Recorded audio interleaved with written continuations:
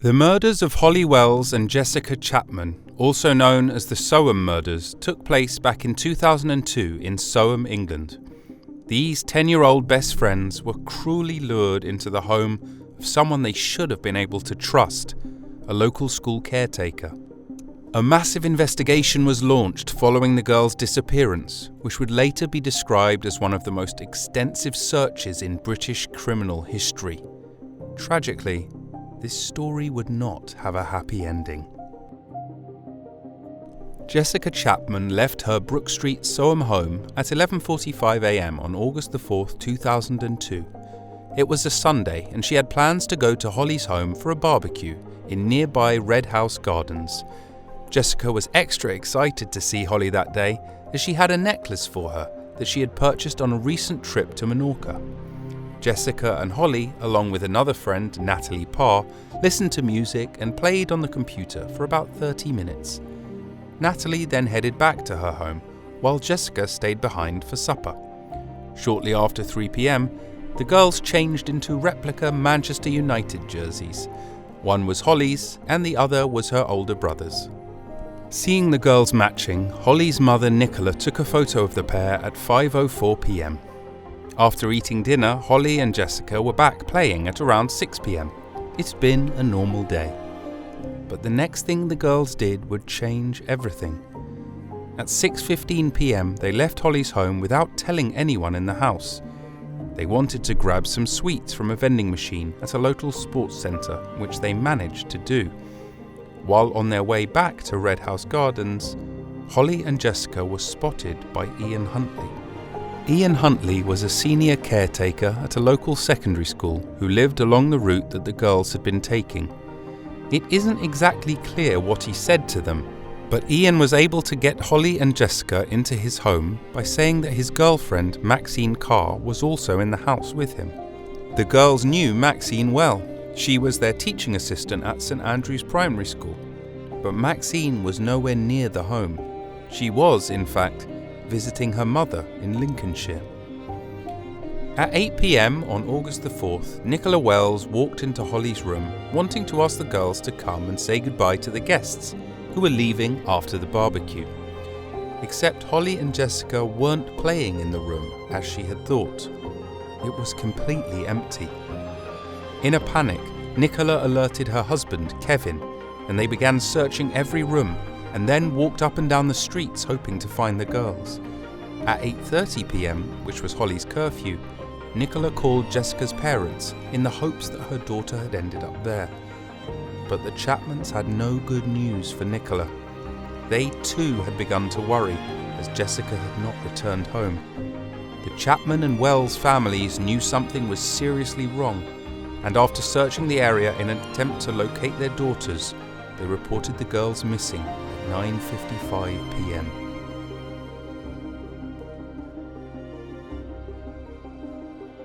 Authorities wasted no time in getting a search going for Jessica and Holly. That included 400 officers who were placed on the search full-time. Over the next few days, these officers conducted thorough house-to-house inquiries throughout Soham and got to work searching the local area, along with hundreds of locals. That photo that Nicola took was released to the public by the Cambridgeshire Police just 2 hours after the girls were reported missing, in an effort to get information from the public. Both sets of parents didn't think their daughters would have talked to a stranger. They had made them aware of stranger danger from an early age, as had the school they attended, St Andrew's Primary School. Investigators believed Holly and Jessica had likely been kidnapped. The first logical thing to do was question all registered sex offenders in Cambridgeshire and surrounds. This produced no solid leads. Another theory that police looked into was the possibility that the girls had met someone on some sort of online chat room and then arranged to meet up with this person. But this was very quickly ruled out. 4 days after the girls went missing, CCTV footage of them was released to the public. The footage caught Holly and Jessica arriving at the sports centre at 6:28 p.m. This was deemed to have been not long before they disappeared. 2 days later, on August the 10th, a reconstruction of their last known movements was broadcast nationally. Also pushed for information, by sharing missing posters and pleading for the safe return of both Holly and Jessica. Several sightings were reported during the days following August 4th. A man named Mark Tuck recalled seeing Holly and Jessica walking along Sand Street in the Soham town centre at around 6:30 p.m. on the day they disappeared. Their bright red shirts had stood out to him, and he remarked to his wife, Lucy, "Look, there's two little Beckhams over there." A woman named Karen Greenwood also believed she had seen the girls shortly after.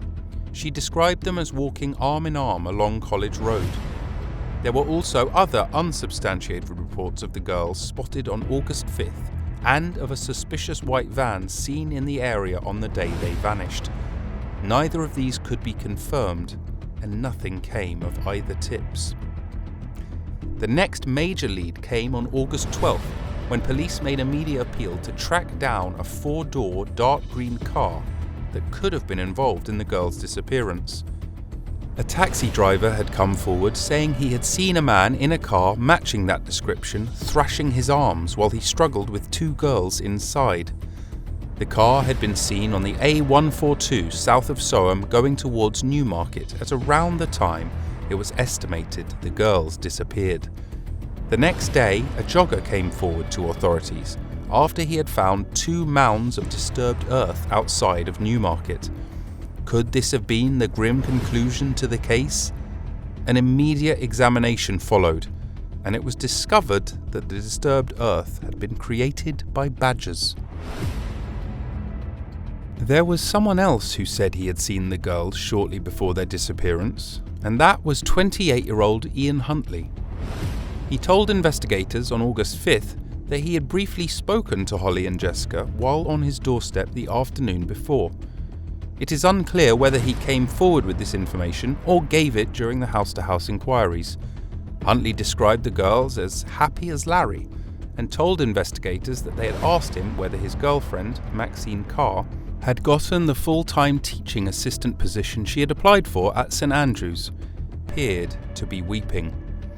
The woman then felt that Huntley had become aware of her presence, and he quickly slammed the door shut. What were they looking at in the boot? The search for Holly and Jessica would come to a grim end on August 17th, 13 days after they had gone missing. At around midday, 48-year-old gamekeeper Keith Pryor discovered the bodies of both girls in an irrigation ditch near a pheasant pen in Suffolk. The location was just 10 miles east of Soham. Their bodies were in an advanced state of decomposition and had been partially burnt. The following day, authorities released a press statement to the public confirming that Holly and Jessica had been found. On August 23rd, an inquest was held at Shire Hall in Cambridge. It was here that coroner David Morris testified that the girls' bodies were partially skeletonized and that no cause of death could be determined on either of them.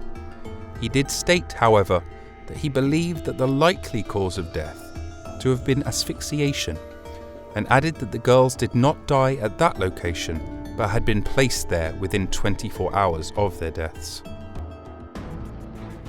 He spoke of the despair that the community of Soham was feeling and said he was holding on to hope that the girls would be found safe and well. This was, of course, before their remains had been found. But despite the front that Huntley had been putting on, cracks had begun to show in his facade. After a week had passed since the girl disappeared, he had visibly lost weight and looked to have not slept in days.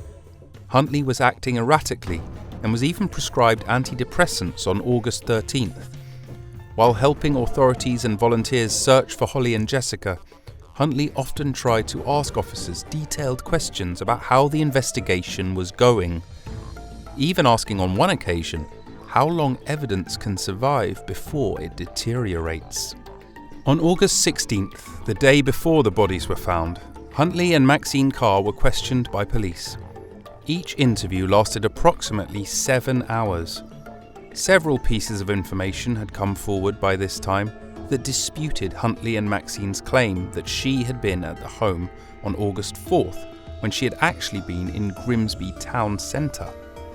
While the couple was under the watchful eyes of the authorities, though this was not initially shared with the public, items of clothing that the girls had been wearing were found on the school grounds, and partially burnt and ripped up Manchester United shirts were found in a bin. His fingerprints were found on this bin. After the clothes were found, authorities decided to arrest Huntley and Maxine under suspicion of abduction and murder. Huntley tried to feign mental issues when questioned, which meant the police had to refer him to a mental hospital for an extensive psychological evaluation. Maxine, on the other hand, came clean about her involvement very quickly. She told detectives that she had lied about where she was on the day the girls disappeared and about what Huntley had been up to. Huntley was able to convince Maxine to lie on his behalf, but had not told her that he had murdered the girls, merely that they had been in the house when one of them had gotten a nosebleed. When she was confronted with the evidence police had gathered linking Huntley to the murders, Maxine was in disbelief. 3 days later, Huntley was officially charged with 2 counts of murder. Maxine was charged with attempting to pervert the course of justice and would later also be charged with 2 counts of assisting an offender.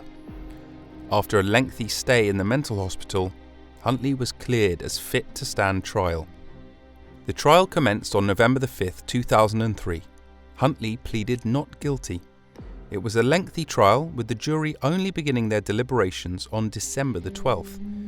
It took them 4 days to decide on verdicts for both Huntley and Maxine.